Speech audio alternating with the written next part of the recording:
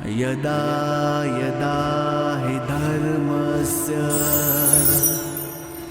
ग्लानिर्भवति भारत।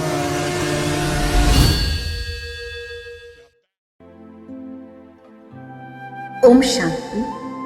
23 अक्टूबर 2022 अव्यक्त बाप दादा के महावाक्य रिवाइज डेट 13/10/92। वाणी का टाइटल नंबर 1 बनना है तो ज्ञान और योग को स्वरूप में लाओ। आज सत शिक्षक अपनी श्रेष्ठ शिक्षा धारण करने वाले गॉडली स्टूडेंट को देख रहे हैं कि हर एक ईश्वरीय विद्यार्थी ने इस ईश्वरीय शिक्षा को कहाँ तक धारण किया है। पढ़ाने वाला एक है, पढ़ाई भी एक है, लेकिन पढ़ने वाले पढ़ाई में नंबरवार है। हर रोज का पाठ मुरली द्वारा हर स्थान पर एक ही सुनते हैं, अर्थात एक ही पाठ पढ़ते हैं।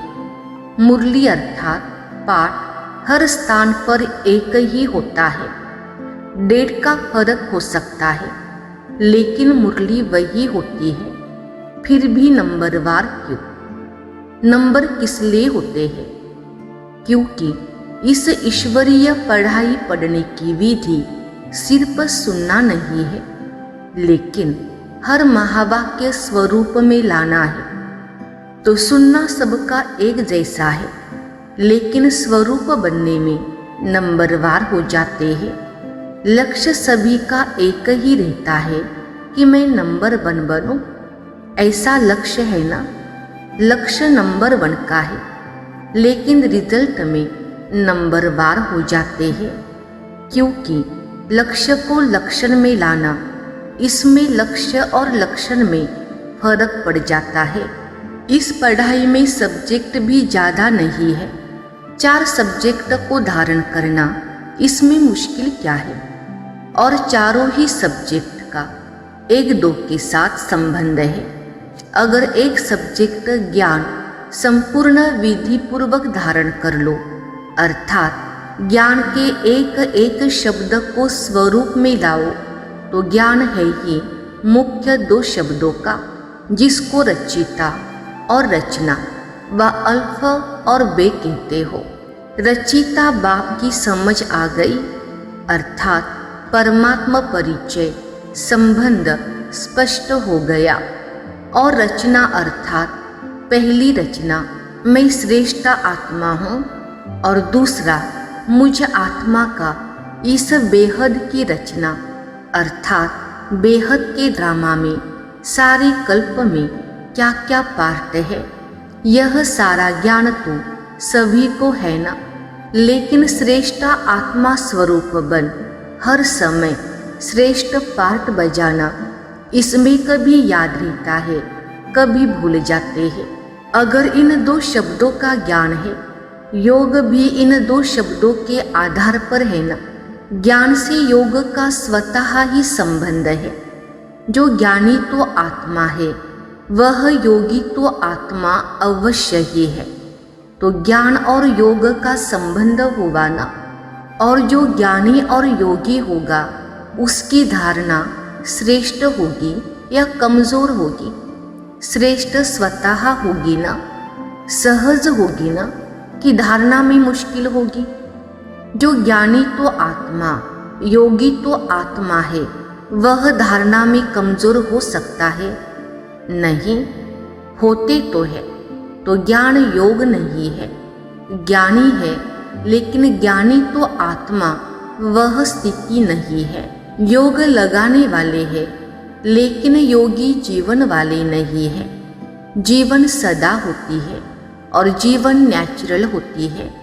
योगी जीवन अर्थात ओरिजिनल नेचर योगी की है।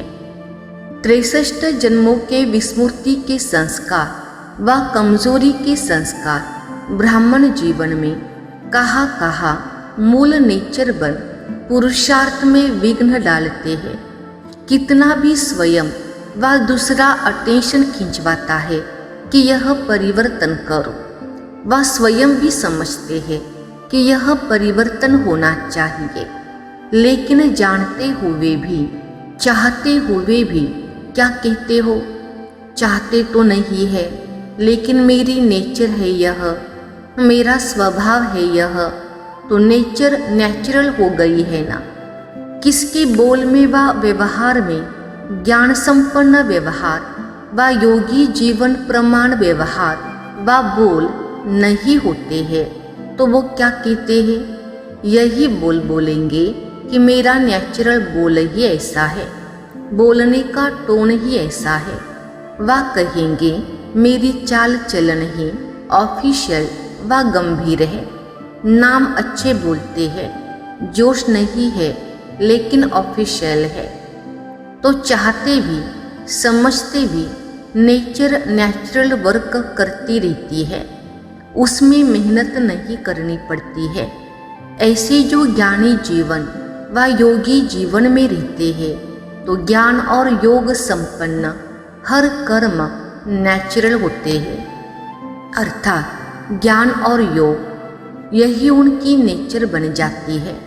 और नेचर बनने के कारण श्रेष्ठ कर्म, युक्ति युक्त कर्म नेचुरल होते रहते हैं। तो समझा, नेचर नेचुरल बना देती है, तो ज्ञान और योग मूल नेचर बन जाए। इसको कहा जाता है ज्ञानी जीवन, योगी जीवन वाला।